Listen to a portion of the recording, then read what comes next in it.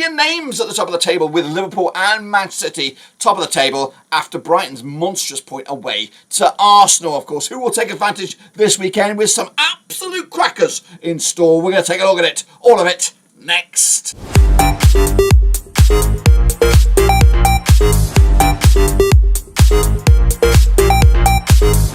That's right, folks, back once again with another prediction video. Today we're taking a look at match number 4 in the Premier League as we take a little look at who could take full advantage at the top of the table. Will it be Man City? Will it be Liverpool? Or will it be someone else right in the chasing pack? We're going to take a look at that and more in a second. If you're new, where you been? Smash your subscribe and you want to stop shop for Premier League right here under one Rooski. I am out on the road right now, but the predictions still keep on going, and we're going to bring you bang up to date with the Prediction League in just 1 second. Big shout out once again to the VIPs. They are the patrons. You know who you are. And again, if you're new, check out the links down below. But before we jump forward to a spicy weekend of action, we're going to recap the results from the last time around. All right then, folks, let's take a look back at the last weekend's action pre-international break, and that included these results. And as you see, my picks on the left, the real deal is on the right. Arsenal and Brighton, 1-1 in the end. I went with a 3-1 win for Arsenal, but Brighton, like a bogey said, they just won't go away right now. Brentford, 3-1 winners over Southampton. I went with a 2-0 win myself. What went wrong with Everton? I went with a 2-1 win, and at one stage it was 2-1, but Bournemouth came out on top with a 3-2 win from out of nowhere. Ipswich and Fulham, 1-1 in the end. I went with a 2-0 home win. Villa did put 2 past Leicester, a 2-1 win in that game. Forest 1 and Wolves 1. I went with a home win on that one. Man City put 3 past West Ham in a 3-1 win. Got them on the spot on the nose. Chelsea with a draw against Palace, 1-1 in the end. Newcastle with a 2-1 win over the Spurs there. And bottom of the shop there, Liverpool 3-0 win against Man United. I went with a 3-1 win, so it ain't too shabby. Quick look at the situation over in the Super Brew, and we can see that it's Gibbsy with an impressive 17.5 points this past week. Well done to him. He tops the charts, wears a yellow jersey. Shakes is alongside him with 16 points. Summer 2018 in there as well. Maka, and then the chasing pack. Where am I? I am nowhere to be seen. There I am. 9th. Pretty pathetic, Burnby. But I'm going to get it right this time around. The current situation in the leaderboard has me all the way down into 38th, 6 points, 6 places down. But back at the top, we have Gibbsy up 12 spots to number 3. No change at number 1, though. Lewis R and Case Gift Gaff sit there in good shape. Matthew 21 up there with 13 spots to number 6. And Jake Harmon is up 18 spots to number 7. One of the other big movers. Look at this guy, though. Shake, 289, up 33 spots to number 12. Wow. And, of course, Lewis, SAFC, up 28. Big movers all around. Some big movers going down. Look at Hans Worst, 34 spots to 29. Oh, goodness, but it could all change this coming weekend because it's a marathon, not a sprint, guys. The situation, though, in the actual league table sees Man City top the charts with 9 points, with Liverpool alongside them with a perfect record. Brighton, Arsenal, and the Geordies are unbeaten with 7 points for the season. Brentford and Villa not too far away. Bournemouth, Nottingham Forest also yet to taste defeat and currently going down. If the season was to end today, it would be Wolves, it would be the Saints, and it would be Everton. Goodness gracious me. Don't forget, the Super Brew is wide open. You can get involved with the Prediction League. It is free. I'm not getting anything out of it. It's just a spicy competition, and hopefully you can join us for the next round of games. Speaking of next round of games, here they are in H-bloody-D or 720p because I'm out on the road. But these are the games, and we've got some absolute whoppers in here, including the London derby between Spurs and Arsenal. All right then, folks, it is Southampton. It is Manchester United coming at you at St Mary's Stadium. All eyes on this one on the 14th of September, which is a Saturday. Early door kickoff. Russell Martin's boys up against Eric Ten Hag's United. 50 times they've played since 1993. We've got 7 wins for the Saints, 31 wins for United, and there's been 12 draws. Both sides pretty much similar sort of form here. 33% form for them, just 1 win in 6 for Southampton, 2 wins in 6 for Manchester United, but 4 defeats at the last 5. Not great. The last match that these two sides played at this very venue was a 1-0 win for Man United, who do come into this on back-to-back clean sheets. Of course, picking up a draw against Southampton at Old Trafford back in March. The Saints on the back of that 3-1 loss to Brentford.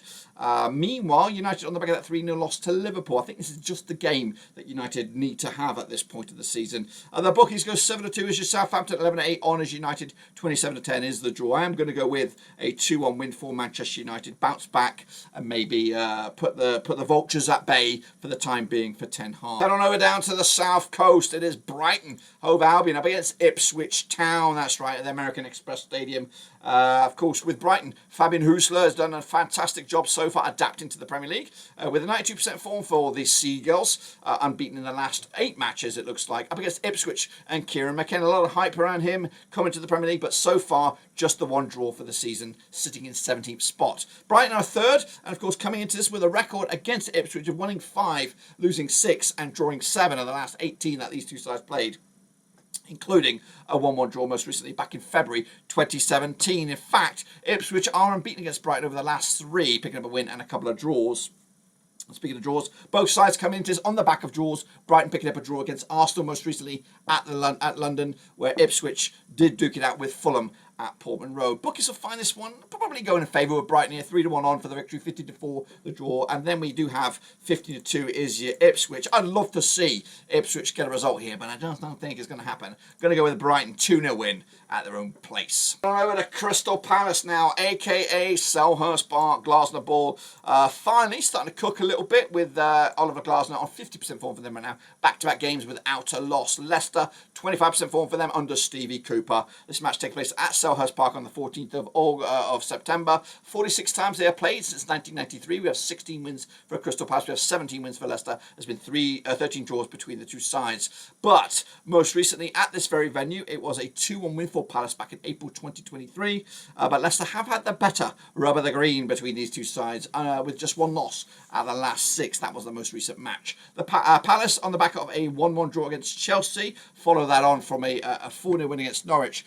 Give Palace a bit of movement in the right direction. Leicester with a 2-1 loss against Villa, but a comfortable win against Tranmere in the Cup to give them a bit of optimism as they try to get forward. Them on both sides still struggling, both with 1 point in the Premier League. 15th place Leicester up against 16th place Crystal Palace. The bookies will go favour of Crystal Palace 5-3 on for the victory here. 29-10. The draw 92 is your away win. I also am going to back Glasner ball here with a 2-1 win for Crystal Palace to move in the right direction, maybe climb towards that middle of the table row, 10th 11th spot. Sticking in London, we're going to go to Fulham now as they entertain West Ham in a bit of a all-London affair. That's right, Craven Cottage, the venue. Marco Silva, the coach for Fulham, up against Julian Lopeteglu.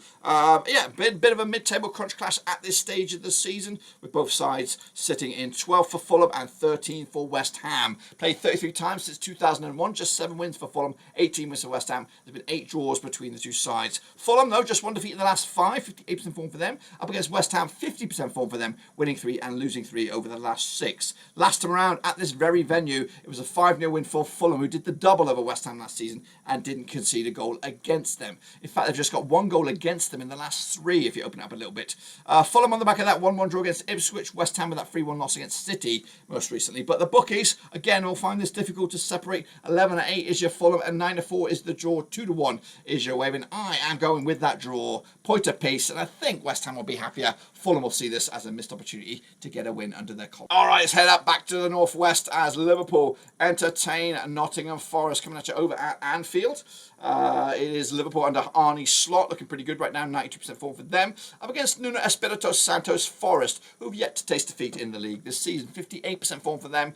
They have lost in the last 6, so that was in the Cup. We'll talk about that in a minute. Liverpool, though, unbeaten in the last 6, looking forward to Champions League return and all that kind of jazz. Second in the table at the moment. Last time around, this match was at Anfield. It was a 3-0 win for Liverpool, who have won 3 in the bouts against Forest and back-to-back clean sheets against them. Picking up a 3-0 win last time around against Manchester United, and again, haven't conceded a goal this season, Arne Slot ball. Meanwhile, Forest, on the back of that 1-1 draw against Wolves, they did lose to Newcastle in the Carabao Cup, though, on penalties. The bookies, though, will go with Liverpool, overwhelmingly so, 5-1. Don't know what we're looking at over here, but the same is right there. You can just about see it. 5-1 on is your Liverpool, 6-1 is the draw, 12-1 is your Forest. Going big, going to go with another clean sheet as well. Liverpool taking it 3-0 on their own turf. Meanwhile, sticking in the northwest, it is Man City up against Brentford coming at you at the Etihad Stadium. City under Pep Guardiola, 83% form for them right now, winning 5 on the bounce up against Brentford, and Thomas Frank sitting in 6th spot right now. 3 wins of the last 4, 67% form for them